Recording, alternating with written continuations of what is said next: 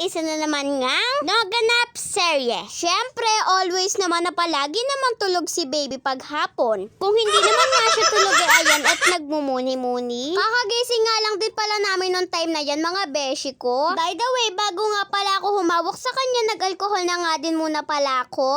Alam nyo, bilib talaga ako kay baby pag talaga gising siya, hindi siya nagmumuryot. Lalo na pag alam niya na nakahiga siya. Kaya naman mga beshi, ibibisitin ko nga muna pala siya nung time na yan. Sabi kasi ni mama mga beshi ko, pag nga daw buo ang tulog niya sa gabi, pwede ko daw siyang bisitin sa maga. Kaya naman mga beshi, bibisitin ko nga muna pala si baby. At kita niya naman nga't mga beshi, at upangat na tumba pa nga yung camera. Tumabi na nga din pala ako mga beshi kay baby nung time na yan dahil nga tulog na nga siya pagkatapos niyang magmuni-muni. Alam nyo, ang alam ko talaga sa muni-muni ang mga beshi ay magmumuni-muni pagkatapos matulog. Pero si baby nagmuni-muni tapos natulog pa. Kaya naman nung tulog nga si baby, nagmarienda na nga muna pala ako sa labas. Nagmarienda nga lang pala ako nitong sopas mga beshi ko dahil nga may dala si mama kanina. Kasama naman pala si baby mga beshi kaya naman napag-isa muna ako dito.